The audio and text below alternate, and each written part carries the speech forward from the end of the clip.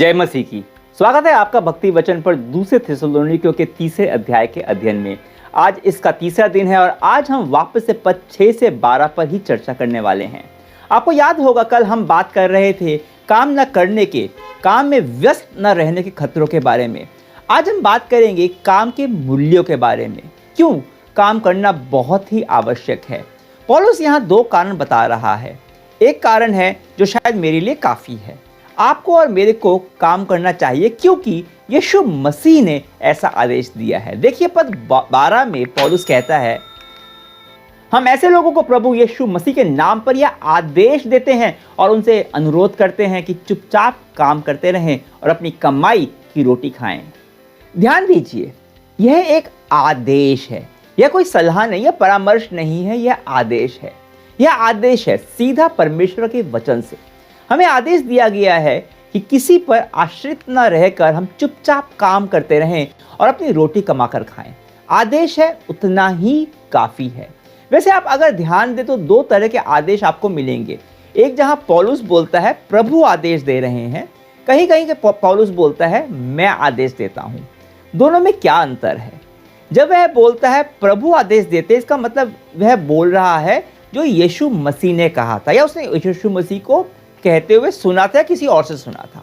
और जब वह ऐसा बोलता है कि मैं आदेश दे रहा हूं या मेरा कहना है, इसका अर्थ यह है कि पौलुस अपने खुद के अनुभव से बोल रहा है जो उसने पवित्र आत्मा के मार्गदर्शन से सीखा है।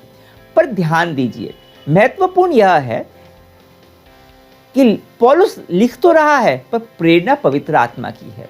तो जब कभी पौलुस यह भी कहता है कि ऐसा वो कह रहा है, मतलब उसके माध्यम से पवित्र आत्मा कह रहा है, इसलिए उसका बोला हुआ आदेश का भी उतना ही वजन है जितना कि प्रभु यीशु के आदेश का है। यह ध्यान में रखते हुए क्यों काम करना जरूरी है, क्योंकि प्रभु यीशु मसीह का यह आदेश है। यीशु के नाम में पौलुस ने यह आदेश दे रहा है पवित्र आत्मा से प्रेरित होकर, मतलब यह परमेश्वर का ही आदेश है। पर एक दूसरा कारण भी है। पौलुस केवल आदेश ही नहीं देता, पर वह कहता है कि हमारे उदाहरण को देखो। वह अपना उदाहरण देता है। पद 7 से 9 में मैं आपको पढ़कर सुनाता हूं। आप लोगों को हमारा अनुकरण कैसा करना चाहिए आप ये वह स्वयं जानते हैं। आपके बीच रहते समय हम अकर्मण्य नहीं थे। हमने किसी के यहाँ मुफ्त में रोटी नहीं खाई, बल्कि हम कठोर परिश्रम से रात दिन काम करते रहे ताकि आप लोगों में से किसी के लिए भी भार न बने। हमें इसका अधिकार नहीं था, ऐसी बात नहीं है, बल्कि हम आपके सामने एक आदर्श रखना चाहते थे जिसका आप अनुकरण कर सकें। यह देखिए कितना महत्वपूर्ण था यह पौलुस के लिए कि उसने उन्हें पहले खुद वह करके दिखाया जो वह उनको अब करने को कह रहा था। वह जानता था कि काम करना आत्मिक विकास के लिए कितना जरूरी है। यहाँ पौलुस के चरित्र और व्यक्तित्व के बारे में एक बात प्रकट होती है, वह यह कि पौलुस सही मायने में एक नेता था, अगुवा था। जो स्वार्थी नेता होते हैं, स्वार्थी अगुवे होते हैं, वे लोगों का इस्तेमाल करते हैं अपने खुद के भरण पोषण के लिए, अपनी स्वार्थ सिद्धि के लिए। वो हमेशा अपने अधिकारों की बात करते हैं। पर जो वास्तव में समर्पित नेता या और अगुवे होते हैं, वो अपने अधिकारों का इस्तेमाल न कर उनका त्याग करते हैं। वो दूसरों की खातिर अपने विशेषाधिकार को छोड़ देते हैं। पौलुस ने भी ऐसा ही किया था। पौलुस खुद काम करने के मूल्य को पहचानता था और वह खुद एक उदाहरण था। पौलुस का हुनर यह था कि वह तंबू बनाता था, यह उसका काम था, और वह जहां भी प्रचार के लिए जाता वह यह काम करके अपने पेट को पालता था। वह किसी पर बोझ नहीं बनता था। जबकि एक सुसमाचार प्रचारक, एक शिक्षक के रूप में उसका अधिकार था कि जब वह कहीं पर सेवा कर रहा है उसकी आवश्यकताओं को वहां के लोग पूरा करें। पर वह खुद अपने हाथों से काम करके खुद की रोटी कमाने का महत्व समझता था, जानता था। अब यहाँ पौलुस किसी ड्रीम जॉब, एक ऐसे काम में व्यवसाय की बात नहीं कर रहा है जो लोगों का सपना होती है। वह किसी भी काम के बारे में बात कर रहा है। कोई भी काम जिसके द्वारा आप अपनी रोटी कमा सकते हो, कोई भी काम जो आपकी मेज पर दाल रोटी रखे, जो काम आपकी और आपके परिवार की आवश्यकता को पूरा करे। परमेश्वर की नजरों में वह काम मूल्यवान है। वापस कहता हूं, कोई भी काम जो आपके और आपके परिवार की जरूरतों को पूरा करता है मूल्यवान है। क्यों? क्योंकि परमेश्वर ने आपको काम करने के लिए ही बनाया है, फालतू बैठे रहने के लिए नहीं। याद है, पाप में गिरने से पहले भी अदन की वाटिका में परमेश्वर ने आदम को काम करने को कहा था। उसने उसको दायित्व सौंपा था वाटिका की रेख करने का। उसे काम दिया था कि जितने भी जीव जंतु हैं उनका नामकरण करने का। अब सोचिए, जितने भी जीव जंतु परमेश्वर ने बनाए थे अपनी सृष्टि में, उनका नामकरण करना कोई मामूली या आसान काम तो नहीं है। काफी मेहनत लगी होगी। वाटिका का रखरखाव करना भी काफी मेहनत भरा काम होगा। ऐसा नहीं था कि अदन की वाटिका में मौज मस्ती थी, और यह सब पाप में गिरने से पहले था। पर हाँ, जब उन्होंने उस पेड़ का फल खा लिया तो परमेश्वर उन्हें खाने से मना किया था। उसके बाद उसकी मेहनत में दुख और कष्ट शामिल हो गया जो पहले नहीं था, क्योंकि उसके पाप के कारण ये धरती और इस पर हम जो भी काम करते हैं वो सब श्रापित हो गए। आज की तारीख में काम में जो कठिनाइयाँ देखते हैं, कई काम जो बहुत नीरस लगते हैं, जबकि हम में से कई लोग खेती नहीं करते पर फिर भी ऐसा लगता है जैसे हम श्रम कर रहे हैं, परिश्रम कर रहे हैं और धरती से केवल कांटे निकल रहे हैं। काम के नाम पर कई लोग दूसरों का शोषण करते हैं। ऐसा नहीं होना चाहिए था। यह सब पाप की वजह से है। पर जो भी हो, पाप के गिरने के बाद भी खुद अपनी रोटी के लिए काम करिए। परमेश्वर की योजना है, उसका आदेश है। इस गिरी हुई पापमय दुनिया में अब भी काम मूल्यवान है, कीमती है। कोई भी काम जो आपका भरण पोषण करता है, कोई भी काम जब तक वो कुड़कुड़ाते हुए आप न करें, परमेश्वर को महिमा देते हुए किया जाए, वो काम मूल्यवान है। कई लोगों को लगता है कि जो काम वो कर रहे हैं वो बेकार का है, उसका कोई मूल्य ही नहीं है, क्योंकि वे दुनिया नहीं बदल रहे, कुछ बड़ा परिवर्तन नहीं ला रहे अपने काम के द्वारा, इसलिए उनका काम कीमती नहीं है। कई बार लोग घर में स्त्रियों के काम को मूल्य नहीं देते क्योंकि वे पैसा नहीं कमा रही हैं, पर उनका काम भी महत्वपूर्ण है, क्योंकि मेज पर रोटी केवल पैसों से नहीं आती, किसी को उसे प्यार से पकाकर मेज पर रखना भी पड़ता है। पैसों से मकान तो मिल सकता है, पर उसको घर बनाने के लिए उसके लिए मेहनत करनी पड़ती है। पैसा ही एकमात्र आवश्यकता नहीं है, कुछ आवश्यकताएं ऐसी होती है जिनका मोल आप पैसों से लगा भी नहीं सकते। तो हर काम करने के मौके के लिए परमेश्वर को धन्यवाद दीजिए, क्योंकि जब भी आप कोई ना कोई काम कर रहे हैं, आप किसी न किसी की सेवा अवश्य कर रहे हैं। काम का अर्थ ही सेवा है। अंग्रेजी में जॉब को इसलिए सर्विस कहा जाता है।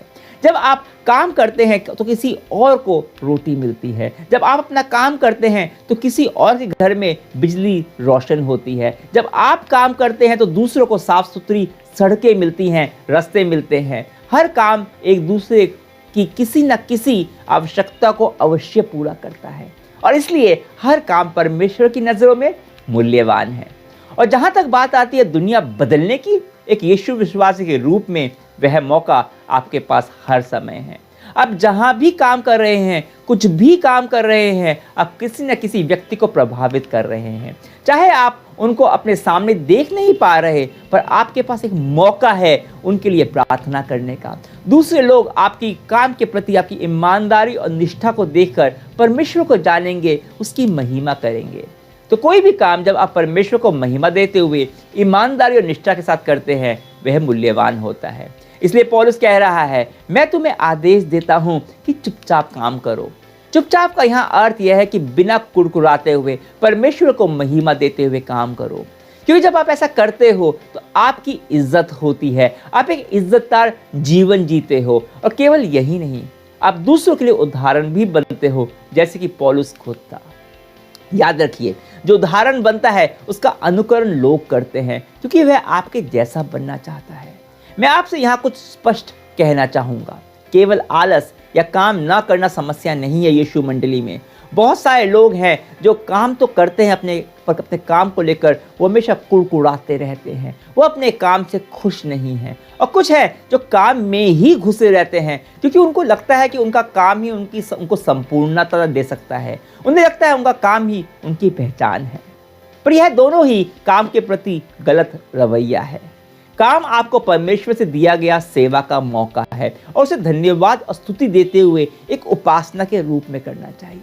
परंतु काम में खुशी और संपूर्णता ढूंढना जो केवल यीशु के साथ संबंध से आ सकती है, या अपनी पहचान ढूंढना जो केवल यीशु में सुरक्षित है, ऐसी जगह पर कुआं खोदने के समान है जहां पानी नहीं है।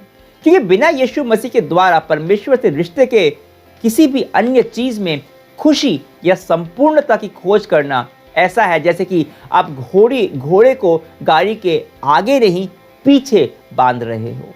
काम आपके जीवन के उद्देश्य को दर्शाता है। काम में आपको जीवन का उद्देश्य नहीं मिलता। आपके जीवन का उद्देश्य यीशु मसीह में है और इसलिए कोई भी काम आप कर रहे हैं, आप अपने उद्देश्य को दर्शा सकते हैं। उद्देश्य उसकी उपासना करने का, उद्देश्य उसे महिमा देने का, उद्देश्य दूसरों की सेवा करने का। ऐसा कोई भी काम नहीं है जिसे करते हुए आप परमेश्वर के उद्देश्य को पूरा नहीं कर सकते। और जब आप यह करते हो तो आप विश्वास और प्रभु में बढ़ते हो, आपका चरित्र गठन होता है। तो जब आप आज प्रार्थना करें हम साथ मिलकर, तो जो भी काम आप करते हैं, जो भी काम परमेश्वर ने आपको दिया है, प्रार्थना करें कि उस काम के द्वारा परमेश्वर का उद्देश्य आपके जीवन में पूरा हो। सबसे पहले प्रभु तुझे धन्यवाद देते हैं कि तूने हमें मौका दिया है कि अपने काम के माध्यम से हम तेरे और मेरे उद्देश्य को पूरा कर सकते हैं। जो भी काम तूने अभी मुझे दिया है, मैं जानता हूं कि यह मौका है इस संसार में प्रकाश और नमक बनने का, एक उदाहरण बनने का। मैं प्रार्थना करता हूँ कि मेरे काम के प्रति जो भी मुझे सुन रहे हैं, वो अपने उस काम के प्रति ऐसा रवैया दूसरों के लिए उदाहरण बने, उनका काम के प्रति रवैया दूसरों के लिए उदाहरण बने। हम सब अपने काम को तेरी सेवा समझें, हम उसके लिए प्रार्थना करें, उसके प्रेम करें, जिन्हें हम आपके काम अपने काम के द्वारा प्रभावित करते हैं, जिससे तेरी महिमा हो। जो कुछ भी मैं करूं उसमें तेरी उपासना, तेरी प्रशंसा, तेरी महिमा हो। यीशु तेरे नाम से प्रार्थना करता हूं, आमीन। कल हमसे जुड़िएगा। कल हम दूसरे थिस्सलुनीकियों के 3 और आखिरी अध्याय के पद 13 से 15 को देखेंगे और बात करेंगे कि हम ऐसे विश्वासी भाई बहनों के साथ कैसे पेश आए जो खुद को बदलने के लिए तैयार नहीं हैं। तब तक के लिए अपने भाई को अनुमति दीजिए। परमेश्वर की महिमा हो।